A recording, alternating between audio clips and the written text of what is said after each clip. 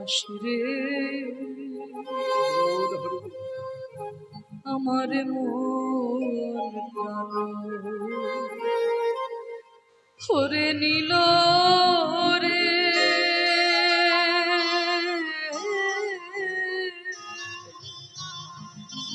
ওই শ্যাম কালা চাঁদ শ্যাম কালা চাঁদ বাঁশির সুরেতে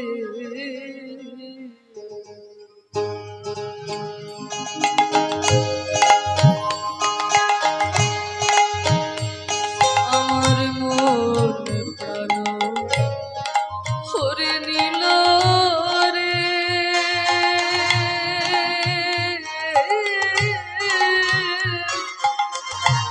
শ্যাম কালা চাঁদ শ্যাম কালা চাঁদ বাঁশির সুরেতে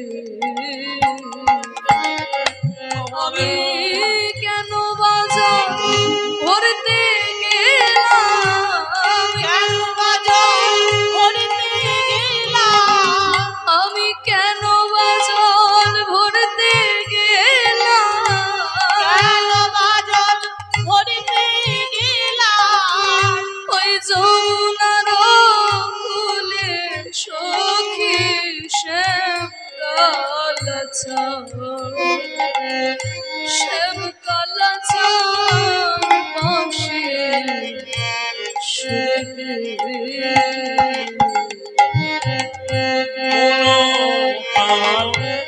ভরে নিল রে শ্যাম কালা চাঁদ বাঁশির সুরে জল ভরিয়া কক্ষে যখন কলসি নিলাম তুলে কালার বাঁশি বাজলো তখন আমার শ্রবণ মনে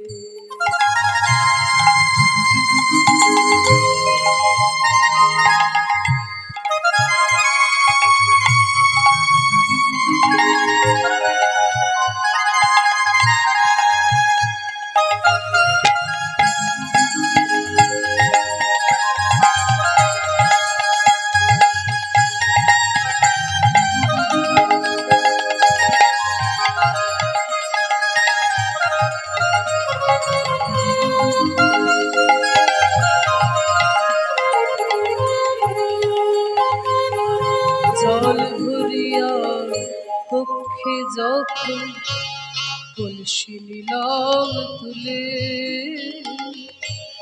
কালার বাঁশি বাজলো তখন আমার শ্রবণ আমি জিতে নারে সইতে নারে জিতে নারে সইতে নারী আমি জিতে নারে সইতে নারে যেতে নারী সইতে নারী তোরা বল না আমায় সখী কয়ে শ্যাম কালা চাঁদ শ্যাম কালা চাঁদ বাঁশির সুরে আমার মন প্রাণ ভরে নিল রে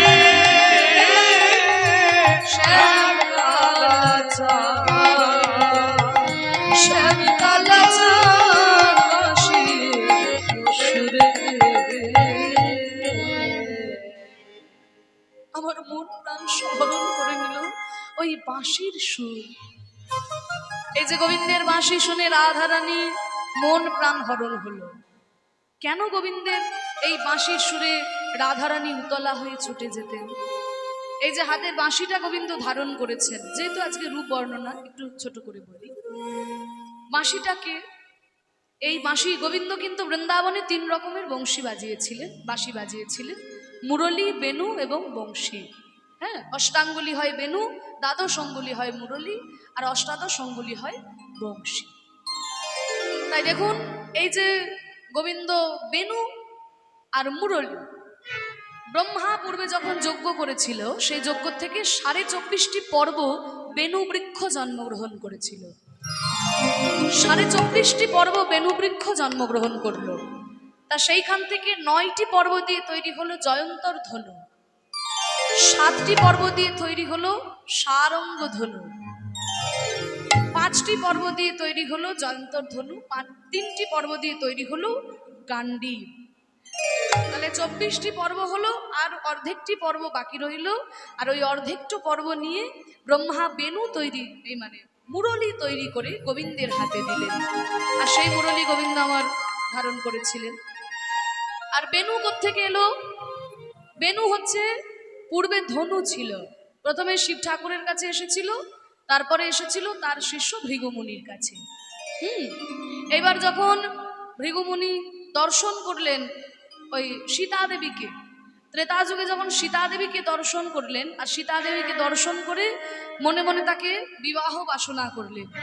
তাই জনক রাজার কাছে গিয়ে বললেন যে আপনার কন্যা সীতাকে আমি পত্নী রূপে গ্রহণ করতে চাই। জনক রাজা বলছে, মুনিবর, আপনি আমার কন্যা সীতাকে গ্রহণ করতে চান, এ তো আমার সৌভাগ্য, কিন্তু আমার কন্যা সীতা তো এখন নাবালিকা, তাই এখন তো আমি আপনার হাতে তাকে তুলে দিতে পারি না। আমার কন্যা সীতা সাবালিকা হওয়া মাত্রই আমি আপনার চরণে তাকে সমর্পণ করব। তখন ভৃগুমুনি বলল, তাহলে আমার তো এখন সময় নেই, কারণ আমি এখন চললাম মহেন্দ্র পর্বতে যজ্ঞ করার জন্য, ধ্যান করার জন্য, সেখানে আমার আসতে বিলম্ব হতে পারে। কিন্তু আপনার কন্যা তো রূপবতী, অনেকেই আসবে আপনার কন্যাকে গ্রহণ করার জন্য, কিন্তু আপনি কাউকে আপনার কন্যাকে দেবেন না। এই যে আমি আপনাকে ধনু দিয়ে গেলাম, এই ধনু আপনি ধনুভঙ্গ পণ রাখবেন। যে এই ধনুকে ভঙ্গ করতে পারবে, আপনি অনায়াসে তার চরণে আপনার কন্যা সীতাকে দান করতে পারবেন, কারণ তাতে আমার কোনো দুঃখ থাকবে না। কারণ আমি জানবো যে এই ধনুকে ভঙ্গ করতে পারবে, সে আমার থেকেও বেশি শক্তিশালী। এইবার যখন সীতা দেবীর স্বয়ম্বর হলো, ধনুভঙ্গ পণ রাখলেন জনক রাজা। এবার সেই ধনুভঙ্গ পণ রাখা হলো, কত বড় বড় রাজা মহারাজা, রথী মহারথী সবাই গেল। ধনুকে ভাঙার তো দূরের কথা, ধনুকে কেউ তুলতেই পারছে না, ধনুকে তুলতেই পারছে না। তখন এবার যখন রামচন্দ্র এসেছেন, রামচন্দ্র এসে যখন ধনুকে স্পর্শ করলেন, ধনু সোলার মতো হালকা হয়ে গেল, একদম তুলে নিলেন রামচন্দ্র ধনু। এবার যখনই তুলে নিয়েছে, অমনি ধনু বলছে, হে প্রভু রাম। কে কথা বলছে? ধনু কথা বলছে, আমি ধনু, আপনি আমাকে তুলেছেন, আমি জানি আপনি আমাকে ভেঙেও দেবেন, কিন্তু আপনি যেন আমাকে ভেঙে ফেলে দেবেন না। কেন? কারণ এতদিন ধরে তো আমি আপনার উপকার করেছি। বলে, বাবা তুমি আমার কি উপকার করলে? বলে, করিনি। এখানে আর কেউ জানুক আর না জানুক, আমি তো জানি যে আপনি স্বয়ং বিষ্ণু আর সীতা দেবী স্বয়ং লক্ষ্মী। তাই আপনার জন্য আমি সীতা দেবীকে এতদিন আগলে রেখেছি। আপনার আগে অনেকে এসেছিল আমাকে তোলার জন্য, আমি তো কারোর হাতে উঠি নাই, আমি আপনার জন্য অপেক্ষা করেছিলাম প্রভু। তাই এতদিন ধরে আপনার সীতাকে আমি আগলে রেখেছি, আমি আপনার উপকার করি নাই। বলে, তা করেছো ধনু, বলো কি বর তুমি আমার কাছে চাও? বলে, প্রভু আমার আর কিছু চাওয়ার নয়, এই যে আপনি আমাকে তুলেছেন, আমাকে যেন ভেঙে ফেলে দেবেন না। আমার একটাই চাওয়া, যুগে যুগে যেন আমি আপনার সঙ্গে থাকতে পারি প্রভু।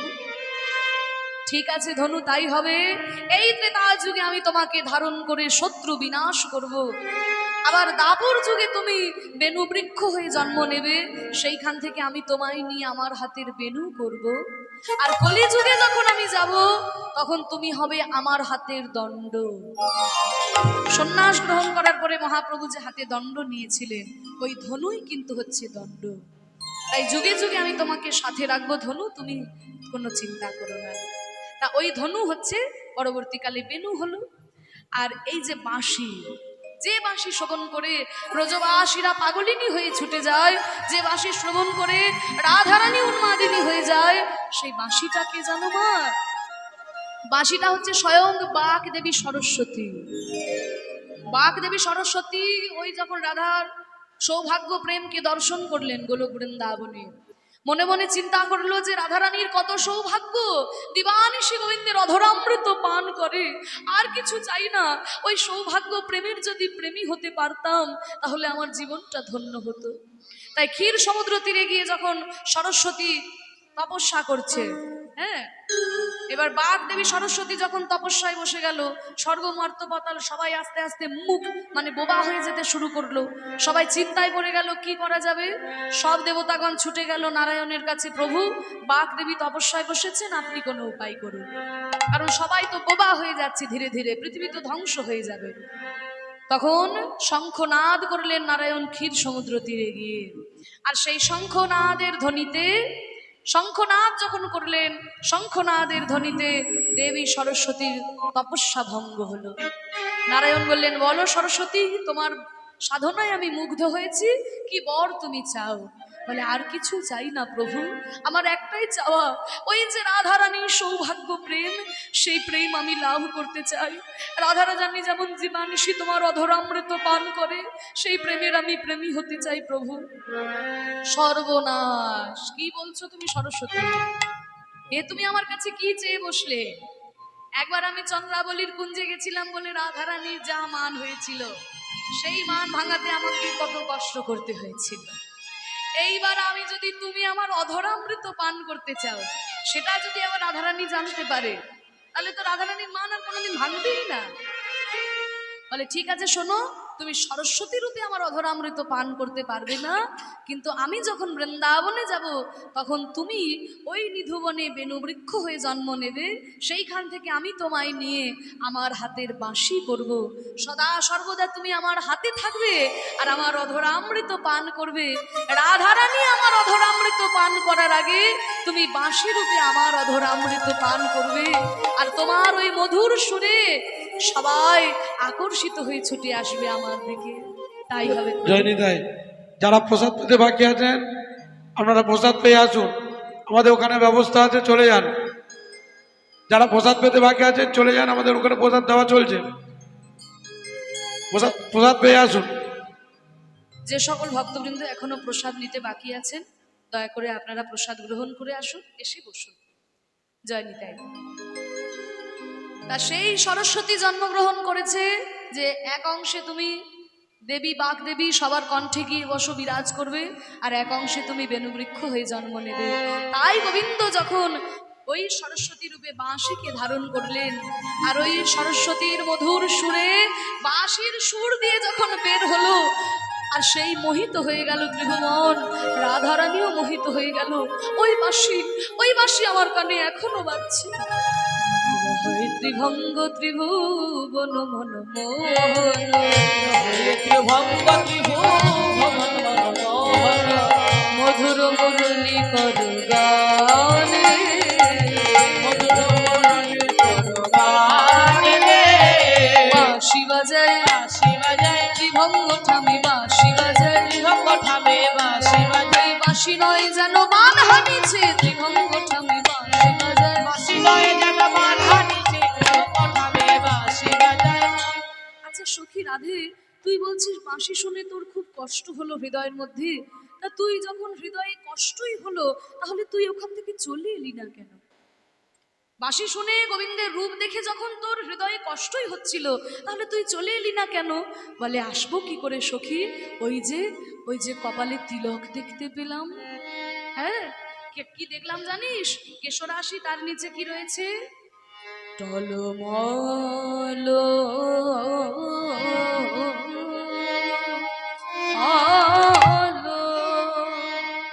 আলো অলকা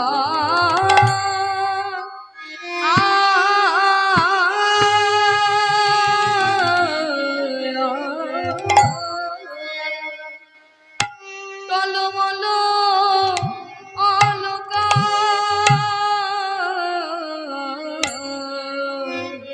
তিলক মুখ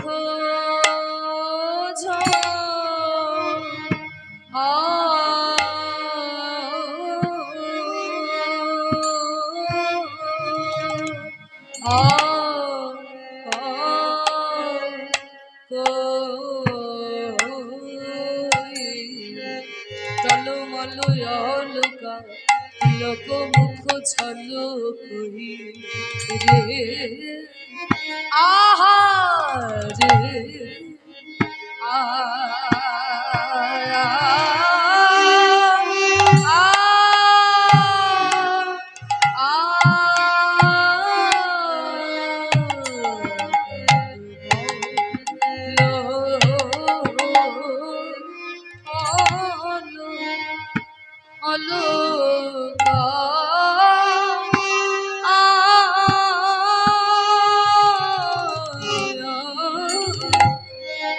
ওই রূপ দেখে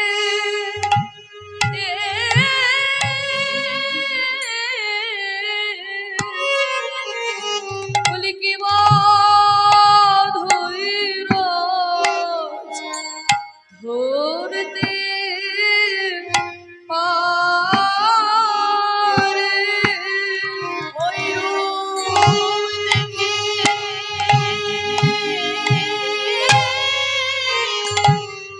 কিবা ধৈর্য ধরিতে পারে। গোবিন্দ রূপে নয়ন দিয়ে কেবা ধৈরজ ধরতে পারে গোরম রূপে রূপে নয়ন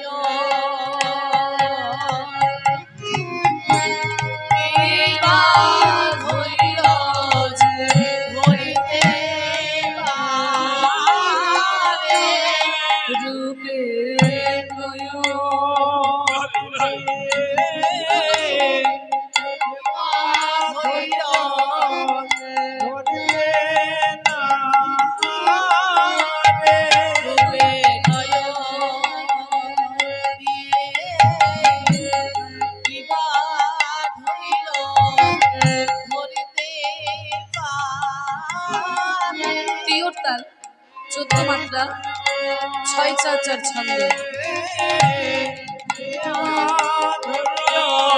1 2 3 4 5 6 7 8 9 10 11 12 13 14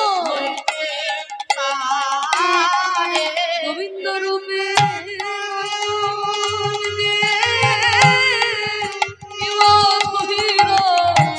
ধরতে পারে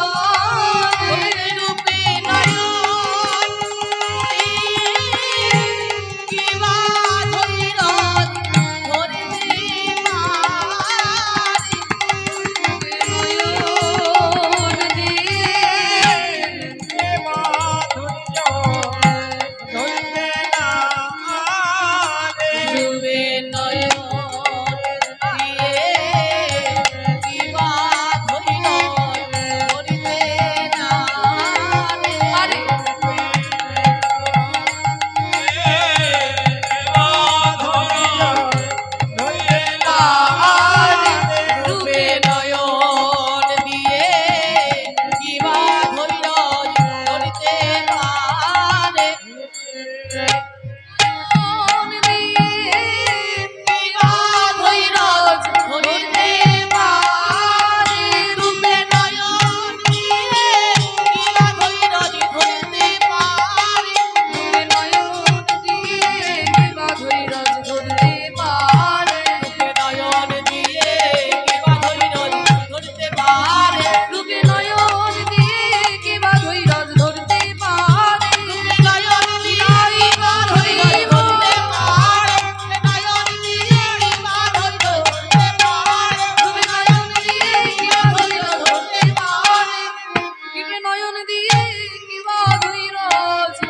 ধরতে পারে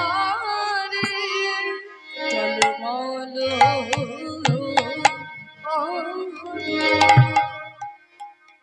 বলছে টলমল অলকা তিলক মুখ ঝলকই টলমল অলকা অলকা মানে কি গো ও মাইরা সব ঘুমিয়ে পড়েছে দেখো ঠান্ডা পড়েছে তো ভালোই অলকা মানে জানো লক্স লক্স লক্স বুঝো এই যে ছোট্ট ছোট্ট কেশরা আসি, মাথার উপরে ঝুঁটি করা আছে, ঝুঁটি মালতী ফুলের মালা দিয়ে পরিবেষ্টিত।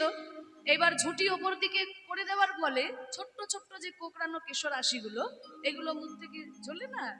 এবার যখন মৃদুমন্দ বাতাস বইছে আর ওই অলকাগুলো টলমল টলমল করে দুলছে, টলমল অলকা, আর তার মাঝখানে রয়েছে তিলক, তিলকটা ঝলমল করছে, তিলক মুখ ঝলকই। আর কি দেখলাম, ভাও কি ধনুয়া ধোনাল, ভাও কি ধনুয়া ধোনাল, মানে জোড়া ভুরু, গোবিন্দের তো জোড়া ভুরু, দেখে মনে হচ্ছে যেন একটা ধনুক। জোড়া ভুরু দেখে মনে হয় না ধনুকের মতো আকৃতি, দেখে মনে হচ্ছে যেন একটা ধনুক। সখীরা বলছে রাধে, ধনুক যখন শুধুই আছে তখন তোর কোনো চিন্তা নাই, কারণ ধনুকে যতক্ষণ না বাণ থাকবে, শুধু ধনুকে কোনো অসুবিধা নেই। বলে বাণ নেই তোদেরকে কে বলেছে সখী?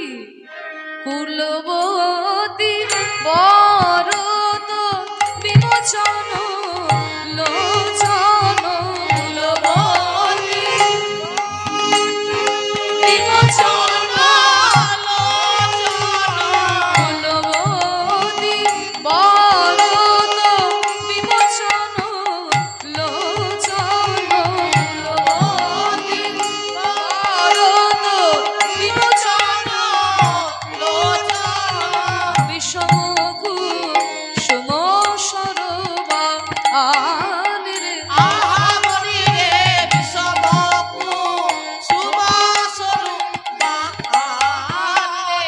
সেই বাণ যেন আমার হৃদয়ে লাগলো। সখীরা বলছে রাধে, তাহলে তুই চলে এলি না কেন? আসবো কি করে? ওই যে মুখের হাসি, ওই হাসিতে যে আমাকে বেঁধে দিল রে সখী।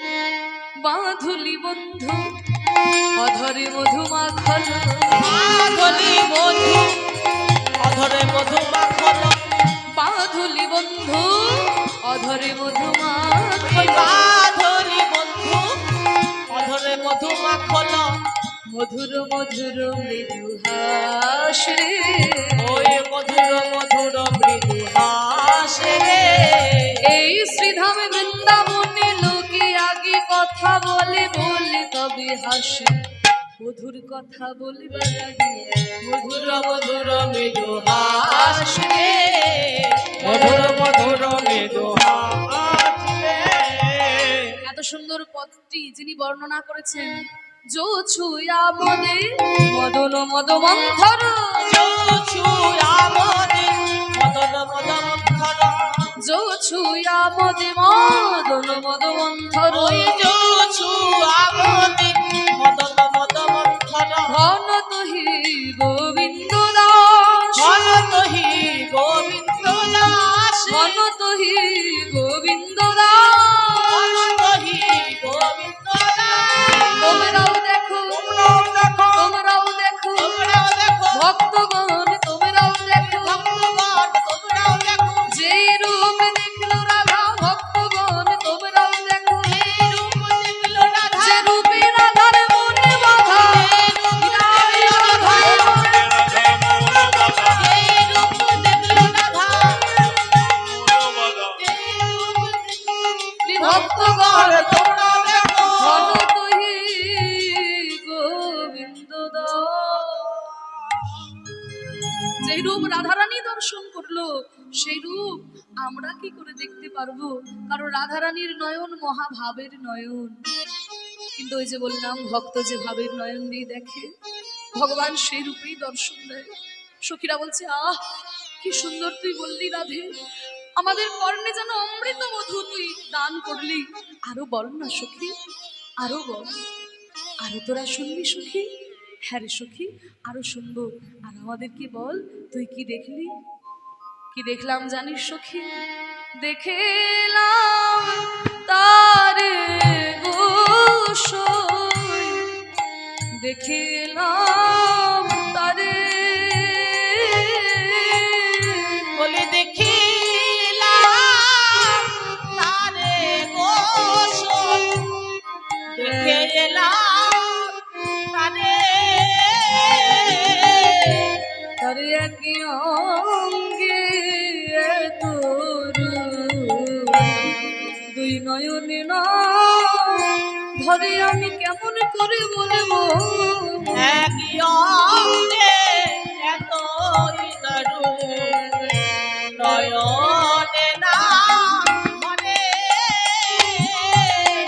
আমি দুই নয়নে কি বাহির গো? হবে তো নয়নে কি বাহের গো। আমার বধুর রূপামৃত সাগর দুই নয়নে আমি কি বাহির গো? বধুর রূপামৃত সাগর আহা তাহে কত শত হিল মধুর রূপামৃত সাগর তাহে কত শত হিল মধুর রূপামৃত সাগর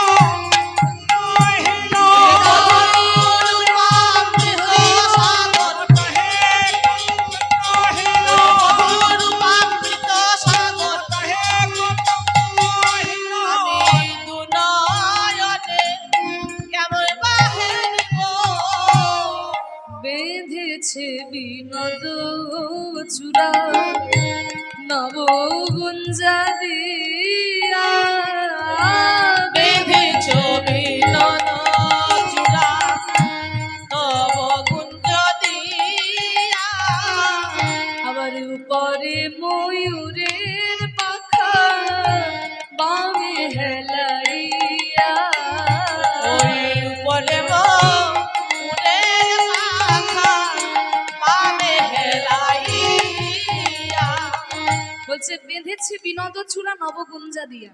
ওই যে চূড়া শিখি পুচ্ছ দিয়ে চূড়া, সে চূড়ার মধ্যে আবার নবগুঞ্জা, হ্যাঁ গুঞ্জা নবগুঞ্জা।